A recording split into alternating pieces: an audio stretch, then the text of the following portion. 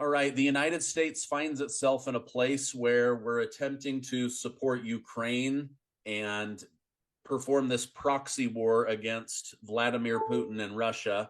We've got Israel dealing with Hamas and the Gaza invasion. We've also got China watching all of this, waiting to make moves on a global scale. I have a show favorite with me today, Colonel Douglas Macgregor. Thank you, Colonel Macgregor, for joining us again. Sure. So yesterday, an airplane with Israeli citizens arrived in Russia.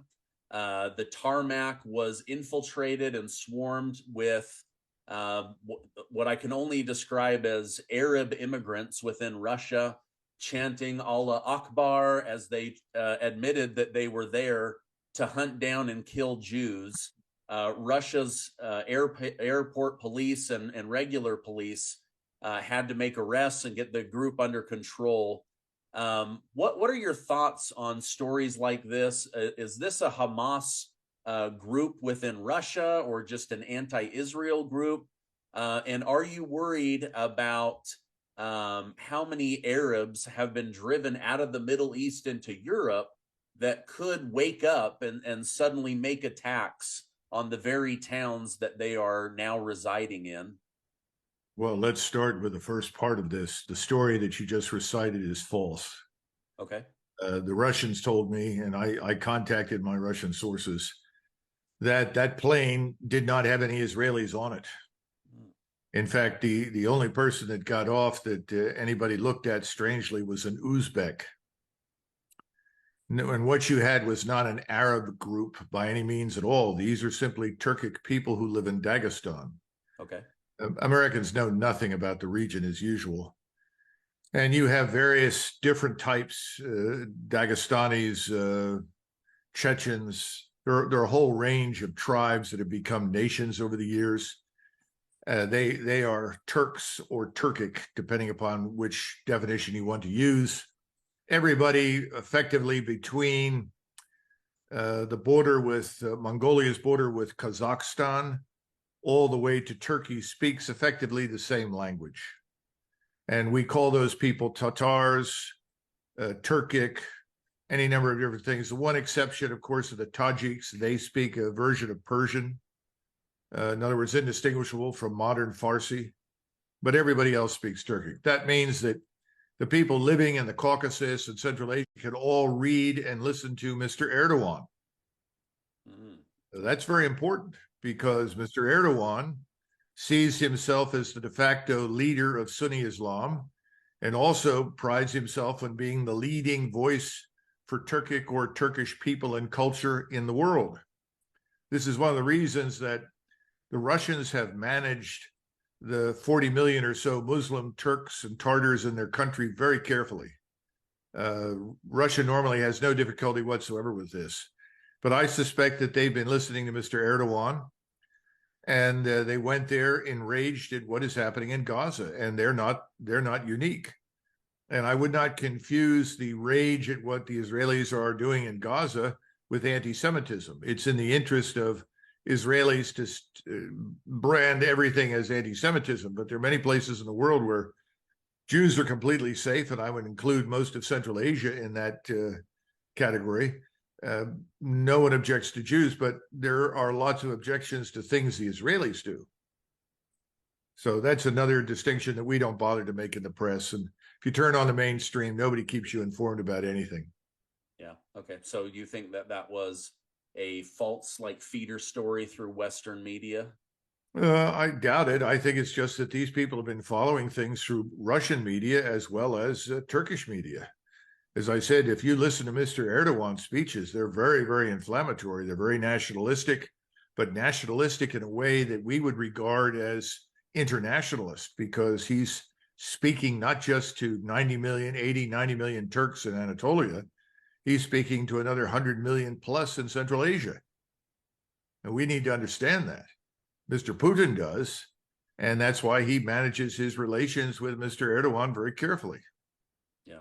Yeah. Well, I know many felt that Erdogan had betrayed his NATO roots in order to reestablish a pipeline from Russia through Turkey, because Turkey's lira was collapsing due to inflation. I think it had lost 80% of its value. And so they're just trying to get their society and their country back up and running. Of course, the Western media is saying Erdogan has betrayed NATO. We should, stop all military weapon sales to Turkey. But he's playing two different worlds, it seems. NATO is a paper alliance. Let's not impute too much significance to it. It has too many members. It's totally ineffective and dysfunctional. The reason that Turkey was in NATO was because Greece was in NATO. And this was our effort after the Second World War to stop the outbreak of future wars in the Eastern Mediterranean. So we thought if we brought the Greeks and the Turks in, that would make it difficult for them to do that. The other reason was the Turks were always anti-communist. Kemal Ataturk was very anti-communist. And he was actually very pro-German and pro-Italian. In other words, we would say pro-fascist or pro-Nazi, but he was always an anti-communist. And so we had good relations with the Turks. If Hitler had managed his own defunct grand strategy a little bit better, he might have had the Turks for allies in the Second World War. And even now, the Turks and the Germans, although they have their disagreements on issues, tend to like each other a great deal. That's not necessarily the case with the Russians. And so Mr. Erdogan and Mr. Putin have struggled as well, because ultimately Turkey is not European. It's external to Europe. It is a Muslim state. It is a Turkish Muslim state. It is a Sunni Muslim state. Those are its roots. It has no roots in Europe or NATO. That's absurd. So if anything, we are seeing much of the world return to normalcy. Who are the two major powers in the Middle East over the last 5,000 years? Persia, and certainly then after Persia, I would say Turkey for the last 1,000. And the Turks have been a dominant force. They came out of Central Asia. They survived the Mongolian invasions. In other words, these are very powerful figures, powerful people, powerful culture. And they are Muslims. They're not all radical Muslims by any stretch of the imagination. In fact, Turkish Islam was on the whole fairly moderate compared with the Arabs. But we're dealing with a different set of circumstances because what's happening in Gaza is enraging the entire Muslim world. This is not just another war in the Middle East between Israel, Egypt, Syria, or southern Lebanon. This is a very different animal. This is a civilizational confrontation now. And that is due largely to Mr. Netanyahu and his government that has tried to transform this into a much larger fight. Okay. Yeah, I want to hit that topic here in a minute. Another story that I wanted to get your thoughts on that I'm having a hard time reading between the lines is they're saying that Putin's health is going downhill quickly. This might be the reason that Russia needs to end the war. Close allies, anonymous allies within the Kremlin say his health is falling apart. He realizes he's been beaten and he's humiliated. Is this Western media propaganda, or are you hearing anything about Putin's health actually deteriorating? No. I have a great deal of difficulty with this. Mr. Putin, I think, is 69. He looks awfully good for 69. Seems to be very healthy and dynamic. Now, is there something else going on that we don't know about? Perhaps there is, but we've been treated to these rumors of Putin's imminent demise now for about the last 3 or 4 years. So I suspect there's lots of wishful thinking in the West, which is misguided, by the way, because Putin is probably the single most well-informed person inside Russia about the West. He understands the West. He understands us. This is a man who's exercised extraordinary restraint. Just the other day, somebody said, well, you keep talking about the powerful Russian forces. If that's the case, why haven't they, run up to the river, cross the river, and march to Poland? I said, because that's not what Putin wants. Putin would like to end this war. He's sitting on territory right now that is historically Russian, with Russian-speaking populations. He's going to move and take Kharkov. He will take Odessa. Those things will occur in time. But he doesn't want a war with the West or with NATO or with anybody. He just wants to get those territories under his control, get the Russians in them inside Russia, and then prevent any further oppression of the Russian population or the Tartars or anybody else inside Ukraine. That's it. He would like to see Ukraine as a neutral state. He's certainly not going to sit there and put up one more time with what we did over the last 10 years or so in Ukraine. He's not going to allow Ukraine to become this fortress for American imperial influence and NATO influence. That's not what he wants. He doesn't want Russia living under threat, just as JFK didn't want us living under the threat of nuclear missile attack from Cuba. I mean, that's about it. So I think anybody that imputes anything else to the man is just lying. There's no appetite for war anywhere else. He wants to do business with everybody. So I think I would just be very cautious about those kinds of rumors.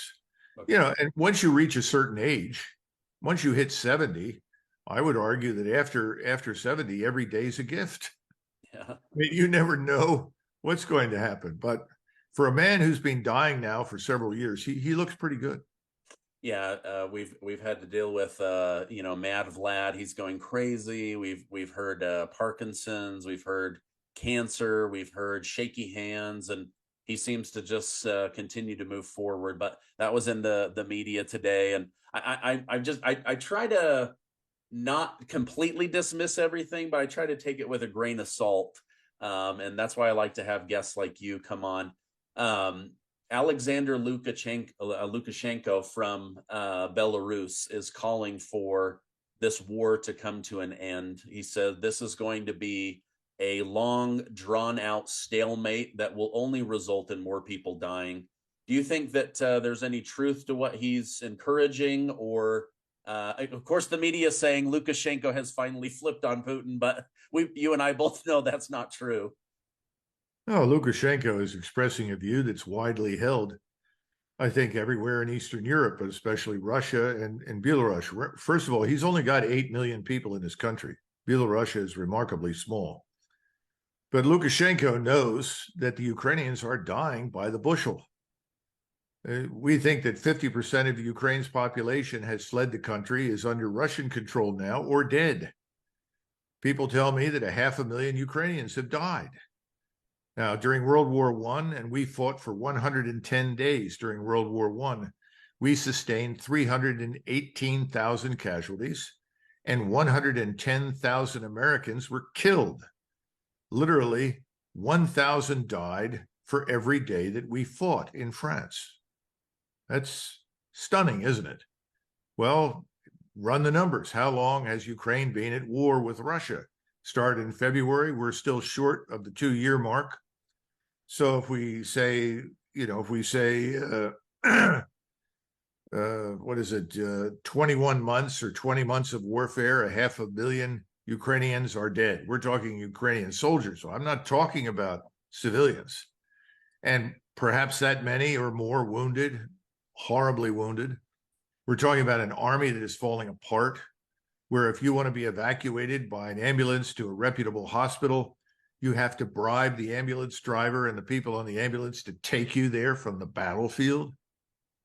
You have soldiers that are kept in small groups of no more than 3 or 4 together and then sent in as replacements because they're afraid if they try to replace platoons and companies, they'll end up with a rebellion against the Ukrainian government. This war is over, but we won't let it die because the regime in Washington wants to maintain the fiction that there is something good happening in Kiev. There isn't. There's nothing there but corruption and criminality. That's the truth.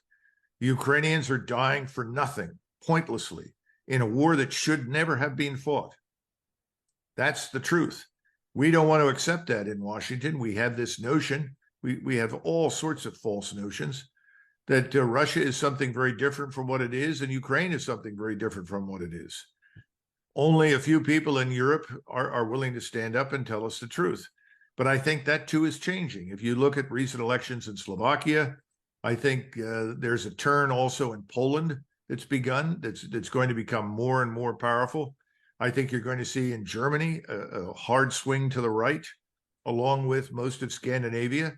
Everyone is sick of this left of center suicidal leadership. And I hope at some point that Americans will wake up and figure out that's what we're dealing with too. So I would right now pay very little attention to anything that comes through the Western media. You're not going to get the truth that way, at least not until governments in Europe change and not until the one here changes. Yeah. Okay. Secretary of Treasury Janet Yellen says that the United States is prepared and able to fund two wars at the same time. Is this true? Is this bluffing? Is she really just saying that Congress will do what Congress does and print more fake money? Yes, I think that's the first impulse. But if you look at the U.S. treasuries, the last treasury market gathering where we tried to sell bonds failed miserably. Nobody wants to buy our bonds. Now, the Fed for a very long time has walked in and bought up bonds, but they can't really do that much longer, and they know that. You've also flooded the market with cash. And how much longer can you keep that up? I mean, these are all the questions that competent financial analysts like Alistair MacLeod in London, and I think Mohammed El Aryan, they're all trying to answer these questions. They all know that we are staring into the financial abyss. So the notion that we could continue to finance two total wars, which is really what it boils down to, is absurd. It's nonsensical. But I think that this government has chosen implosion and destruction over embracing the truth and becoming rational. Any rational man would say, wait a minute, we can't do this. A rational man would pick up the phone and say, look, Bibi, you can't do what you're doing. We can't afford it. We're not going to support it. The same thing is true in Kiev. Make peace or get out. It's over. We can't afford it. That's where we're headed. Nobody wants to do that. Yeah. Okay. Speaking of Israel and Netanyahu, the IDF in Israel announced that their ground invasion will be much slower than was originally proposed. I don't know if emotions are starting to cool or if they're just realizing Hamas is dug in deeper than they expected. Is going slow the right move? Because it seems like the world was pretty much gearing up to be against Israel, even though Israel was attacked, because they see Palestine as this small landlocked country with no ability to defend itself, and it's 50% of its population are children. Bear with me. In 1227, an English army was sent to Scotland by Edward I. The army met a Scottish force in the vicinity of a place called Stirling Bridge. Ultimately, the English army was destroyed, was defeated. It wasn't simply defeated. The Scots then proceeded to murder everybody in the organization. Very few people managed to get back to the border with England and escape with their lives. The hero of Scottish history, Sir William Wallace, got a hold of the commanders, the two leading knights who commanded the army, skinned them alive, killed them, but then skinned them alive before he did it, and then had belts that he wore for the rest of his life made from their hides. Now, why? Because Scotland and Scots had been subjected in the previous 100 years to horrific treatment by invading English forces. So they exploded with rage and anger, and the violence was outrageous, unbelievable. Today, we look at that and we're just shocked. How could you make a man your national hero that skins people alive and makes belts out of their hide? Well, let's fast forward to Israel. There is so much blood in the sand in that part of the world involving the Palestinian Arabs and Arabs in general, Muslims, and the Jews who live in Israel, that we can't begin to line it up and explain it. What you witnessed on the 7th of October was horrific, barbarous, and savage. And if I were an Israeli, I would react exactly as they have. But it shouldn't come as a surprise, because the people living in Gaza have been living in what some people term the largest open-air concentration camp in the world. Now, some of that is their fault, and some of it is the fault, frankly, of the Israelis and also of the Arab states in the region, because you have Arab states in the region with enormous quantities of money who could have always intervened to help the people in Gaza and find a way out, even if it meant relocating them. But the Arab states in the region didn't want to do that. They didn't want any of these people in their country, and they saw value in maintaining the Palestinian Arab in a terrible position because it represented a permanent threat and irritant to the Israelis. Now, the Israelis, in the meantime, could they have done things differently? Well, of course, but we don't know the whole story. We can't recount everything here. My point is that this is not something that suddenly happened that was never going to happen. This was inevitable. The circumstances changed, and it happened. The question is, what are you going to do about it? And the Israelis have decided that it's time for the people in Gaza to go away. This is not an exercise in counterinsurgency. The Israelis are not clearing and holding something. They are expelling or killing and then permanently removing whatever they find. And their view is, if you're there with Hamas, if you're in the vicinity of Hamas, you're an enemy. You're a combatant. You deserve to die. Now, we in the United States, as a general rule, do not support collective punishment, which is what we're talking about. We find that unacceptable, violating the so-called laws of war and humanity. But that's what's happening. And the Israelis, as a result, have provoked the entire Muslim world. I told a friend of mine who actually, we've known each other for years. He's also an Israeli citizen. And he pointed out, he said, Douglas, we have managed something no one else in history has done. We have united the Sunni and the Shia. Well, he's right. Yeah, he's right. That's the problem. And never before have the Israelis had to face in direct combat Turks, Persians, and Arabs all together. That's where we're headed. That's why I wrote the piece I did in the American Conservative called Avoiding Armageddon. If something isn't done and the Israelis go into Gaza and continue these operations, not only will they face Hezbollah on the northern front, they're going to face the rest of the region. Egypt, Jordan, they have no interest in going to war, but they will have to do it. They will have to fight because these are Muslims, and they will be accused of heinous crimes if they stand by and watch their fellow Muslims be slaughtered. The same thing is true in Turkey with Mr. Erdogan. I'm sure you saw the 1.5 million people show up in Istanbul to cheer Mr. Erdogan, who called the Israeli state a war criminal state.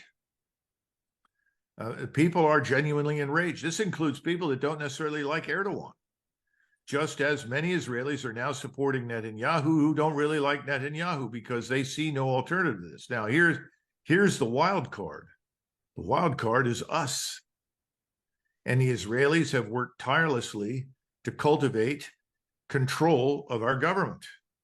Our government is signed up to support Israel unconditionally, which means we are being pulled into a major regional war. We are going to be pitted against the Turks, the Iranians, all the Sunni Arab states in the region, probably states in North Africa. This will probably have an impact on the Muslims in India and certainly Pakistan. I would be surprised if it didn't also have an impact on us in Malaysia and Indonesia. And what I continue to ask people is, what makes you think Israel will survive this? That's my concern. I support Israel. I've always supported its right to exist. I think Israel should exist. I don't want to see it destroyed. But they are in a position right now where they have created an alliance against them that even with our help and assistance may not work. In other words, they may not survive. They may not prevail. I think that would be a tragedy. So it's why I have said repeatedly, we have to save Israel from itself. We understand the anger and the emotion, but we have no leadership and we have no strategy. If someone were more rational in Washington, they would look at this and say, we've got to put the brakes on or Israel will be lost. And what we don't understand is that in 1973, which is the last major conflict the Israelis fought with Egypt and Syria, that part of the world was very different. Today, these countries contain millions, hundreds of millions of people who are much better educated than they were in 1973, who have better technology, particularly technology involving media, information exchange, unmanned systems, robotics. I go down an endless list. If you look at Iran, it has a brilliant air and space program, fine engineers that have done marvelous things with very little to build some of the best theater ballistic missiles in the world. I haven't even mentioned the unmanned systems in the form of the various drones. The Turks are similar, only the Turks have a long martial history. They're the most militant state in the region, one of the most militant populations in the world. Anyone who has dealt with the Turks knows this. Fighting the Turks is a fight to the finish. If they become involved, and I think they will, if this continues, I don't see how the Israelis survive it. And I know they have nuclear weapons, but people forget the Pakistanis have made it very clear that the Turks will be given nuclear warheads if they need it, primarily for the purpose of deterring Israel. Now, if that happens and the Israelis decide to use a nuclear weapon, we can only begin to imagine the consequences. And I would prefer that they didn't, but they have it, and they've always reserved the right to use it if they see fit. Where does this leave us? You know, on the one hand, we want to support Israel, but do you help a man that you love and care for commit suicide? I wouldn't. Yeah. I wouldn't allow a good friend to commit suicide. And if I were in power, I would not allow Netanyahu to lead this country on the path to suicide. And that's where I think they're headed. And it would be a tragedy for the world if that were to happen. Yeah. This has been my concern. I've been texting with Larry Johnson, saying, you know, on October 7th, I was horrified. By the 8th, 9th, and 10th, I was worried Israel was going to wake up a whole bunch of past enemies that will join forces and collapse, almost like pushing a boulder up a hill and then it rolls back on you and crushes you. And so I've been grateful to see them slow things down, but I do worry that they're going to provoke something that they can't control and they can't defend themselves against, because at the end of the day, they're a vital nation. The technology, the medical that comes out of there is second to none.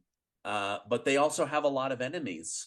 And like you say, there's so much blood in that sand for thousands of years. It's a ball of yarn that none of us can unravel in a podcast because it's so complicated. Yeah, well, right now, Stephen, the Israelis are going to complete this mission. They're devoted to it. They're committed to it. I understand that. My fear is it will be the end of them. But no one should doubt that the Israeli Defense Force will do this. Now, in the meantime, as this war widens, which it will, and we become involved, because we will become involved if Hezbollah attacks, it's been made very clear in the press that we will go to the aid of Israel. In other words, we'll compensate for the Israeli presence in the West Bank, which is going to revolt, and its presence in Gaza. We'll compensate by sending aircraft, I'm sure, from the aircraft carriers and other locations in to help. The problem is that there are new technologies in the region now. You have the Russian S-400 and you have S-300s. You've got a lot of different air defense missions. We will not escape casualties. We will take casualties.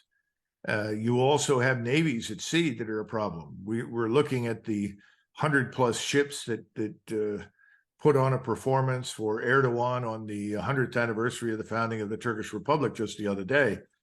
But the Turks have very fine submarines. Interestingly enough, they have the same submarines that the Israelis do that were built in Germany. Of course, the ones that the Germans built for the Israelis were built free of charge, but the Turks paid for these, and they're very deadly. These are diesel-electric submarines that are very tough to track, very effective in shallow water, and, you know, by the standards of the United States Navy, the Eastern Mediterranean is a puddle. You know, our preferred areas of operation are the Atlantic and the Pacific. It's very difficult to take us on in the Pacific. If anybody tried to attack or invade us, we'd meet them in the mid-Pacific and they'd never get anywhere. This is different. You know, we're too close to too many land masses that could exact a price from us. So I don't know what happens to us, but it's not going to be cost-free. Let's put it that way. And then beyond that, we may not even succeed in our ultimate goal, which is to preserve and rescue Israel. That's the problem.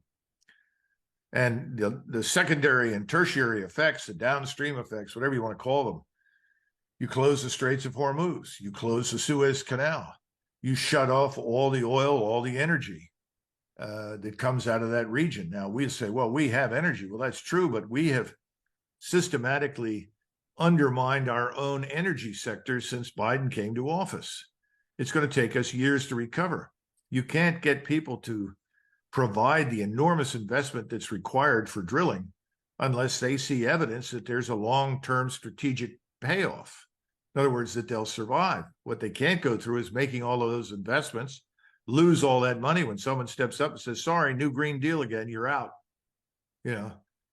So this is a problem in Europe. It's a problem in the United States. Now, you mentioned Europe earlier. The massive numbers of millions of people from the Middle East and Africa in particular, not exclusively, but largely from those areas that are poured into Europe, were never there for the purpose of, let us say, becoming Europeans. Yeah. That's all nonsense.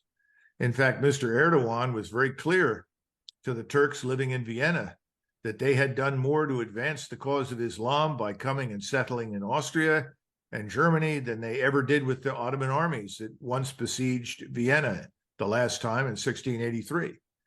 They see themselves as conquering through reproduction. And these people are not friends of the civilization in which they currently reside. I cannot imagine this ending well in Europe. Either Europe defends itself and attacks this alien entity in its environment, or Europe ceases to exist. So for Europe, the existential threat is not external, it's inside. It's not Russia, never has been. It certainly isn't China. The existential threat to Western civilization on the European continent is living in Germany, living in France, living in Italy, living in Great Britain. So we'll see what they do. But if they're going to survive, they're not going to be able to tolerate it for very long. Now, of course, there are people that are saying, well, this is the spread of anti-Semitism. You look at these people in Chicago or somewhere else. But again, you've got to be careful. There isn't very much antipathy for Jews. There is antipathy for Israel because of what it's doing. And I don't think that's well understood. It's this whole policy of collective punishment that people are having difficulty supporting. Yeah. Ugh, what a mess. Final question. Do you see this issue in the Middle East and Israel being more dangerous to global peace and stability than the Russia-Ukraine situation? Oh, yes, because you have a rational actor in Moscow. There is no rational actor in Washington. That's the problem. You know, the rational actor is sitting in Moscow. He says, look, I don't want to kill Ukrainians. He never did. This is what people don't understand. The Russians look upon the Ukrainians as Orthodox Christian Slavs. Why should they kill Orthodox Christian Slavs? They felt they were left with no alternative.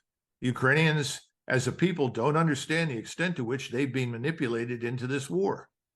And Ukrainians are very fine people. They're nationalistic, they're committed, but they're also living in the past. They're mistaking Russia for the Soviet Union. It's not. They're mistaking Russia for communism. It's not. And that has helped fuel this horrible, pointless, destructive war. We've got to stop it. And I think the European governments that are going to come to power when they throw the current ones out will eventually do that. They'll contribute to an end to this. But here, as long as this regime in Washington is still in power, nothing will change. And we will be hounded into war in the Middle East for something that just doesn't make any sense, that ultimately will, I think, destroy Israel. So I don't see any sober analysis. And again, a lot of this is our ignorance and arrogance. Oh, you know, the Arabs, they can't do anything right. Who are they? Oh, the Turks, who are they? You know, the Iranians, who are they? I mean, we dismiss everyone who is different from ourselves. You know, we did that before the Second World War. We dismissed the Japanese out of hand. Even before we landed in Normandy, if you read the assessments that were written about the German army, they were fanciful. Oh, the Germans can't think. They have no initiative. Who the hell came up with this? You know, it was an army without any tactical air support that practically fought us to a standstill. You know, it took us months to overcome them. So it's ridiculous. You know, we are arrogant and we are ignorant, and we lack respect for other people's cultures and ways of life, because we continue to insist, if you're not like us, in other words, you don't adopt what we think is appropriate for you in terms of whatever we think democracy is, that word that is just abused all the time, then you're the enemy and you deserve the worst, which is ridiculous, absurd, never made any sense. And it doesn't make any sense today. But how do you persuade Americans to abandon this extreme arrogance that has been inculcated in us, particularly, I would argue, over the last 30 years? It's always been a problem, but it's gotten really out of hand now. I frankly don't believe that the average American, if he were asked on a ballot, do you support becoming a co-belligerent in a regional war in the Middle East, would say yes. I don't think so. Yeah. You know, there are limits. You know, Washington said no nation can be expected to move beyond the limits of its own interests. He was correct. We have been operating well beyond the limits of our interests, I would say, for the last 30 years, probably longer. Yeah. Wow. Lots going on. Thank you, Colonel Macgregor, for coming on and giving us your analysis and your feedback. Let's hope and pray that things don't get out of hand. But as you say, that there's no real good analysis out there that doesn't look more dangerous than what you and I have been covering the last year. Well, I think everyone at the moment is driven exclusively by emotion. So there isn't a great deal of thinking. If anyone's thinking at all right now, unfortunately, I think it's in the opposite camp, in the region. They're thinking carefully about what steps they want to take and how they'll do it. We really haven't done that. Wow. Well, thank you very much. I know you need to run. I appreciate your time. Have a great rest of your day. Thank you very much. Bye-bye.